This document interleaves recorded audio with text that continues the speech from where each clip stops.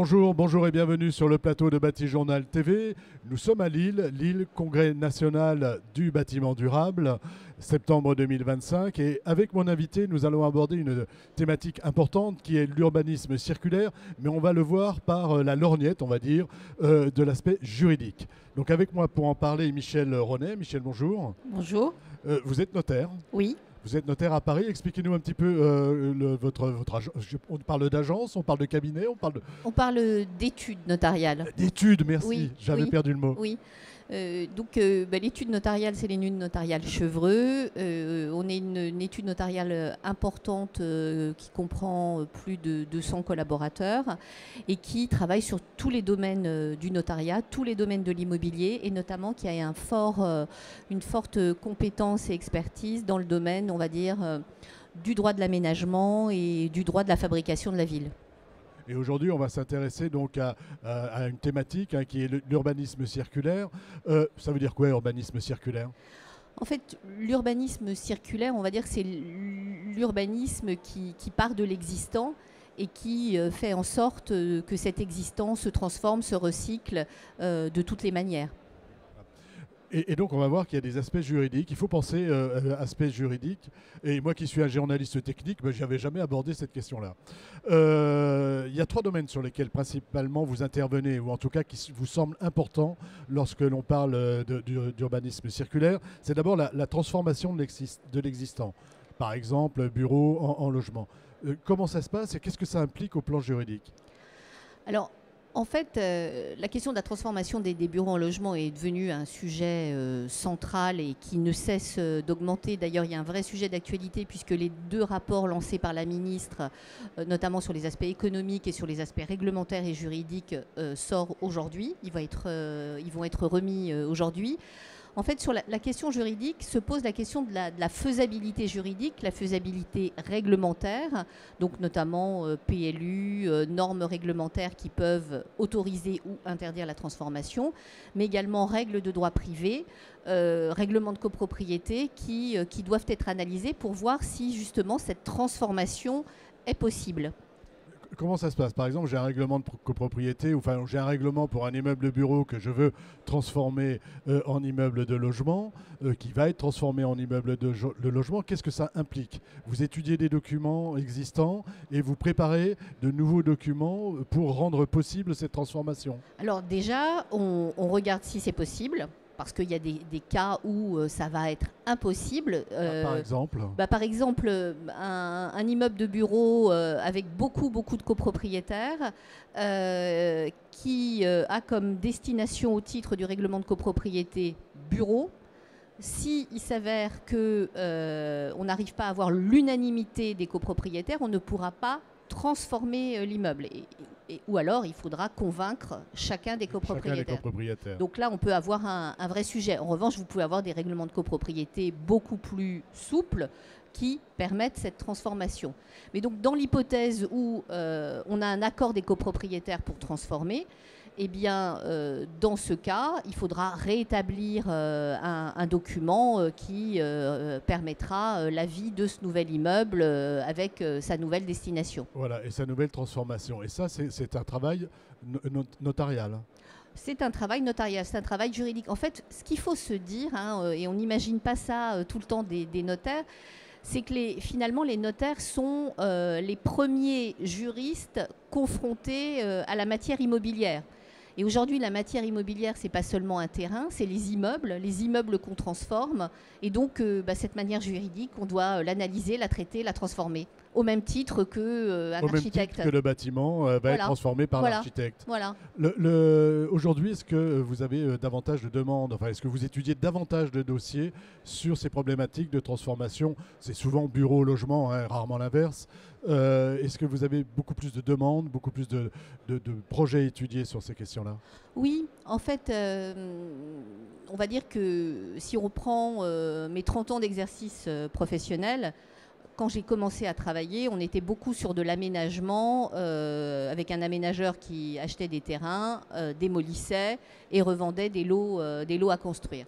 Aujourd'hui, de plus en plus, ce qu'on constate, c'est qu'on est sur une ville qui se transforme. On travaille sur de l'existant de bureaux, de l'existant industriel, de l'existant commercial. Le déjà là, disent les le déjà là. Et donc, c'est quelque chose qu'on voit de plus en plus couramment et quelque chose qui se développe au-delà de la problématique de l'aménagement, puisque, comme on le sait aujourd'hui, on a un sujet très important de vacances en matière de bureaux. Et donc, beaucoup de propriétaires et d'investisseurs sont en train de s'interroger sur les modalités de cette transformation. Et donc, qui posent des questions de faisabilité juridique, de mise en œuvre juridique, des questions contractuelles, des questions de montage juridique. Et donc, c'est assez fascinant parce que, en fait, on est vraiment, on voit dans... Vous êtes au cœur du problème, enfin voilà. Au cœur du problème, au cœur de... Oui. En tout cas, le juridique est un des piliers de la transformation. Voilà. Et donc, il faut l'anticiper, évidemment. Oui. Il y a un deuxième aspect sur lequel vous travaillez, c'est l'urbanisme transitoire. Rappelez-nous ce qu'est l'urbanisme transitoire pour ceux qui ne sauraient pas. Et puis, dites-nous justement comment vous intervenez au plan juridique lorsque l'on parle d'urbanisme transitoire.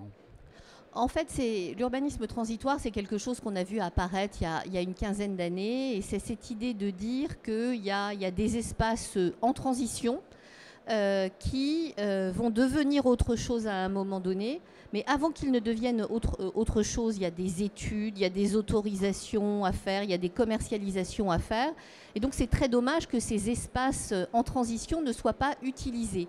Et l'urbanisme transitoire, ça a été, on va dire, l'appréhension de ces espaces pour faire des activités diverses et variées, culturelles, d'hébergement d'urgence, d'économie sociale et solidaire. Et donc se pose la question comment juridiquement on va traiter ce temps transitoire. Voilà, ça dure 4, 3, 2 ans. Vous avez travaillé sur Saint-Vincent-de-Paul, je crois. Oui. Qu'est-ce que ça a impliqué au plan juridique ? Ça a impliqué au plan juridique en fait de voir comment cet urbanisme transitoire n'allait pas compromettre l'opération d'aménagement, comment lors des commercialisations on sécurisait les différents opérateurs par rapport à l'activité transitoire qui était mise en place et comment on faisait en sorte que tout s'emboîte de la meilleure manière qui soit. Et alors, comment ça s'emboîte de la meilleure manière qui soit ? Ça s'emboîte via les contrats, via des clauses contractuelles, via des dispositifs de prorogation si nécessaire, via des dispositifs d'information. En fait, il y a tout un processus qui est en place et en fait, on contractualise ce processus pour sécuriser l'ensemble des opérateurs. Alors, dernier aspect sur lequel vous travaillez, vous êtes amené à travailler de plus en plus souvent, c'est l'intensité d'usage. Même question, l'intensité d'usage, qu'est-ce que c'est et pourquoi c'est important de le caler au plan juridique ? Alors, l'intensité d'usage, finalement, c'est de se dire qu'aujourd'hui, on gaspille un nombre de mètres carrés considérable parce qu'on a des mètres carrés qui sont vides parce que pas utilisés tout le temps. Et que c'est extrêmement dommage que ces mètres carrés ne soient pas utilisés tout le temps. Exemple, les bureaux ne sont pas utilisés le week-end et à partir de 6 heures du soir ne sont plus utilisés. Les équipements publics, les écoles ne sont pas utilisés toute une partie de l'année. Les centres de vacances, etc., etc. Il y a énormément d'espaces qui pourraient être utilisés mieux et qui ne le sont pas aujourd'hui. Et donc, il y a beaucoup de personnes qui ont travaillé sur ce sujet-là, notamment une jeune femme qui s'appelle Éléonore Sama, qui a écrit un livre même sur le gaspillage des mètres carrés et qui est venue nous chercher sur la question juridique pour voir est-ce qu'il y a aujourd'hui des obstacles juridiques à cette intensité d'usage. D'accord. Et alors, y en a-t-il ? Et alors, oui, il y en a, mais via de l'anticipation et de l'analyse, on se rend compte que ce n'est pas si compliqué que ça.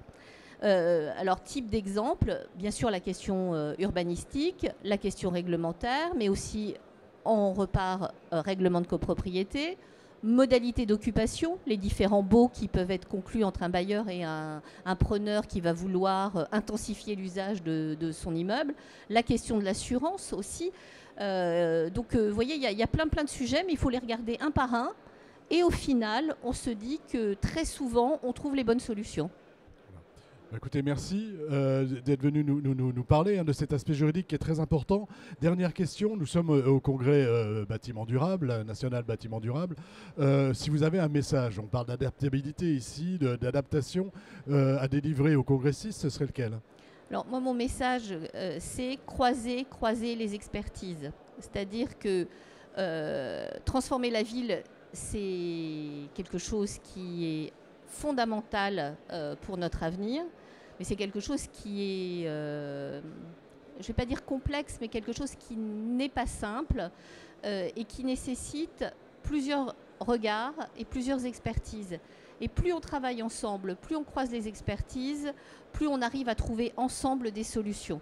Et je le vois sur tous ces projets de transformation, d'urbanisme transitoire, d'intensité d'usage, c'est le travail avec les ingénieurs, avec les architectes, avec les urbanistes et les économistes, parce que la question financière est très importante, qui m'ont fait grandir et permis de trouver des solutions. De trouver des solutions. Ben écoutez, merci beaucoup d'être venu sur le plateau de Bâti-Journal TV nous parler donc d'urbanisme circulaire sous l'aspect juridique. Une émission, un temps d'échange à retrouver comme tous ceux que nous enregistrons ici sur notre site internet Bâti-Journal TV et bien sûr sur les sites de nos partenaires que sont le Congrès et le CD2E. Merci beaucoup. Merci à vous.